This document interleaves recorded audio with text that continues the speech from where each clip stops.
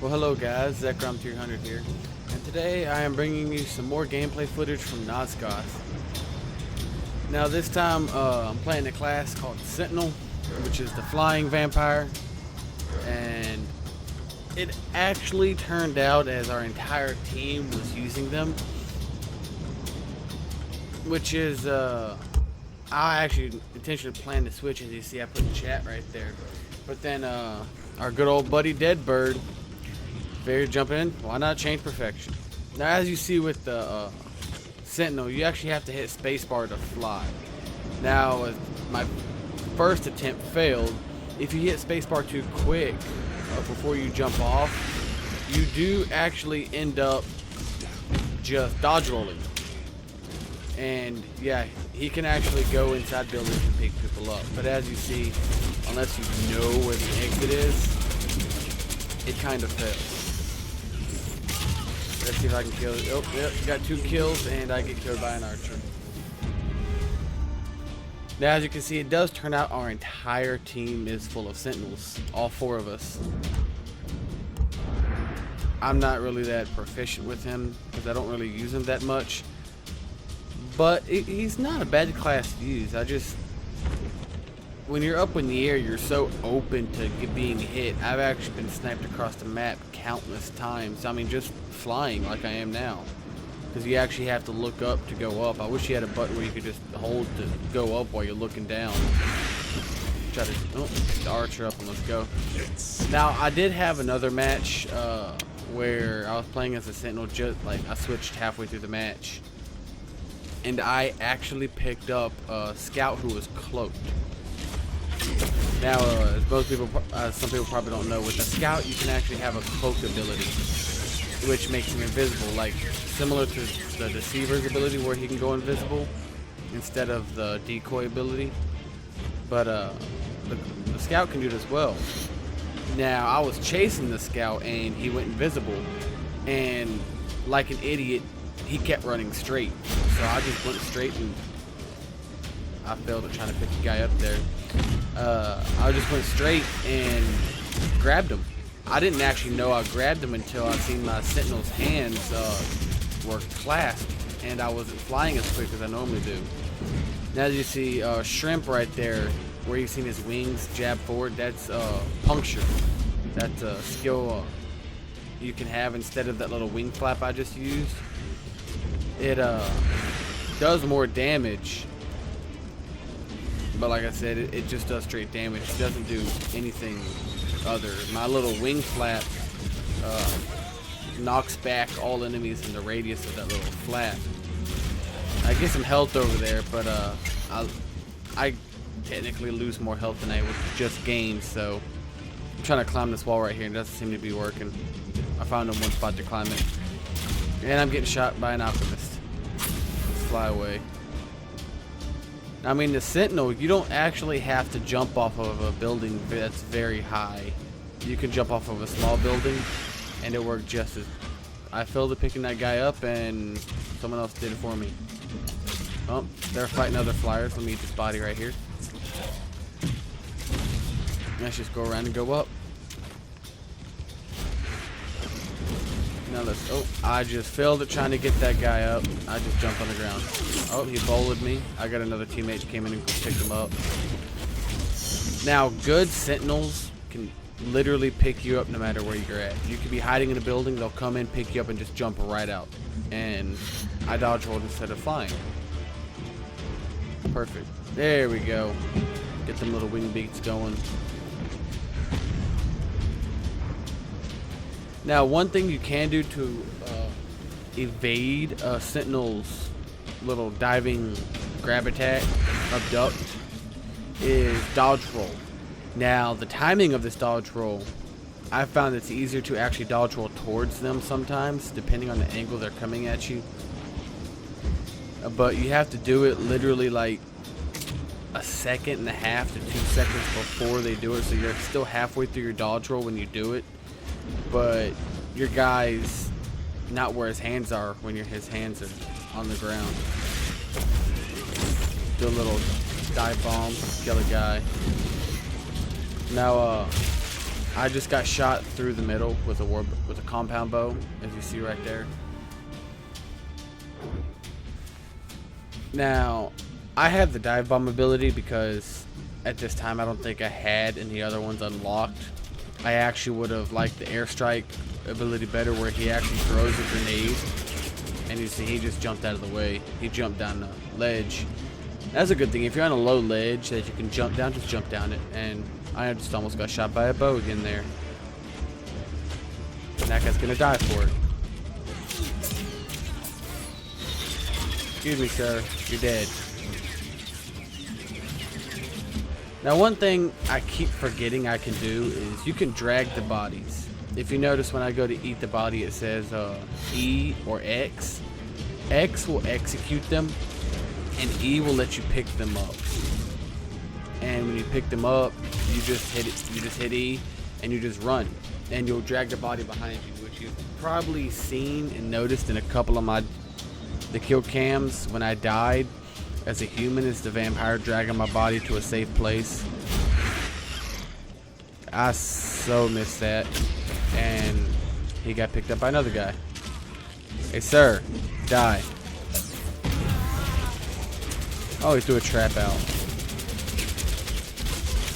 Now that trap right there is in place of the volley.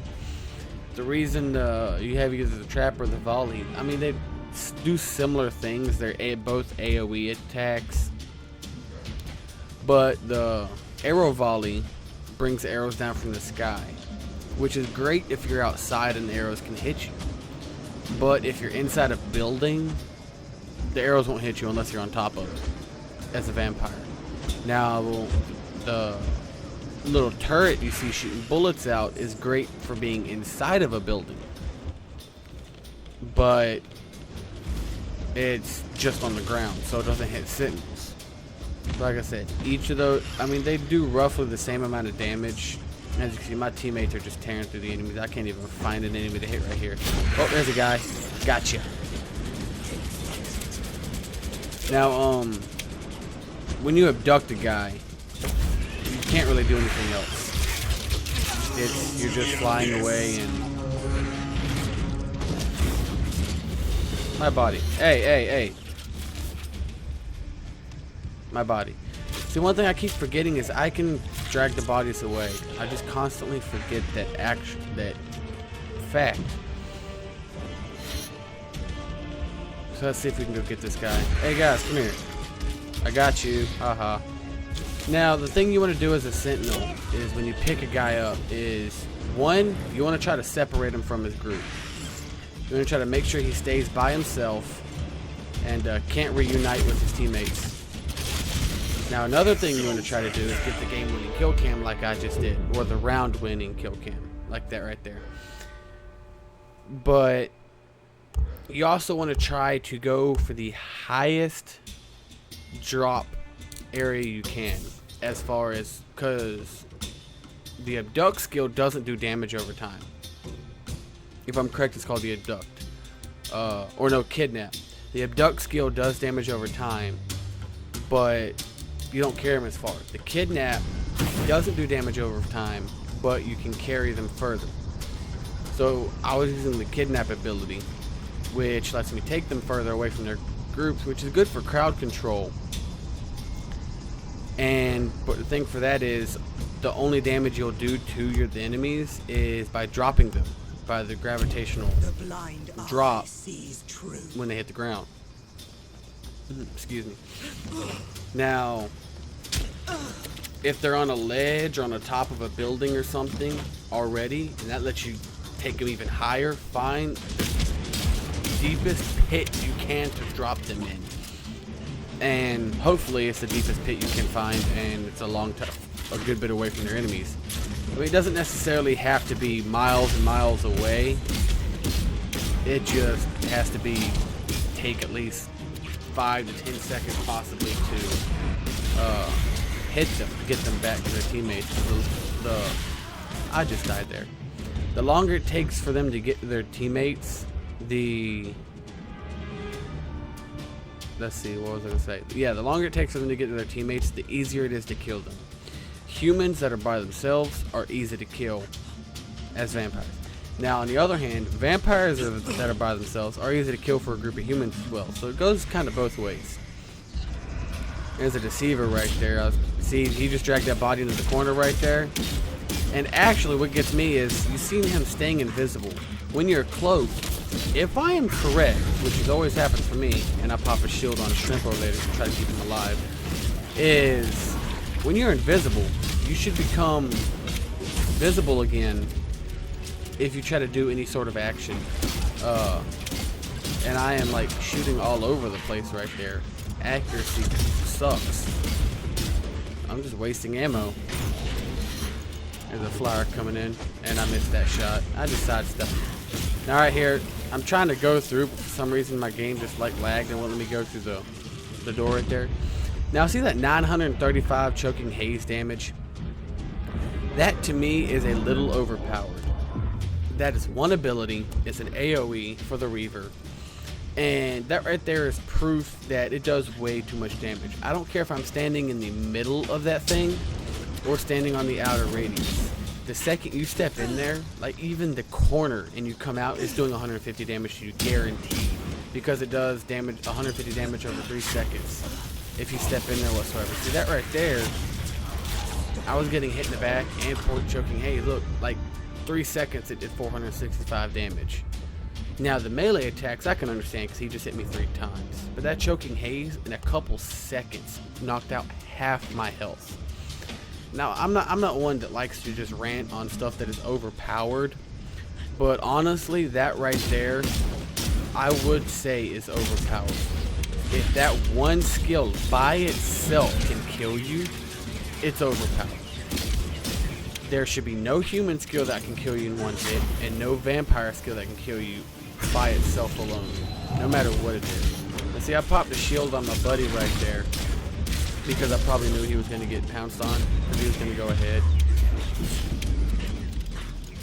That's one thing I like about my guard ability from my witch is I actually shoot a shield on my teammates, and it protects them for like 300 damage, I think, and I just missed a big guy coming in. I forgot what it was called. One of my hex shot. That's what it's called. That hex shot. What it does is it makes it where they can't do anything. They can just run around, and it's basically like the bola from the hunter, except you shoot it from a gun. And but the projectile speed of the actual skill is kind of weak. Now, as you see, I hit the Sentinel right there, so he couldn't even fly away.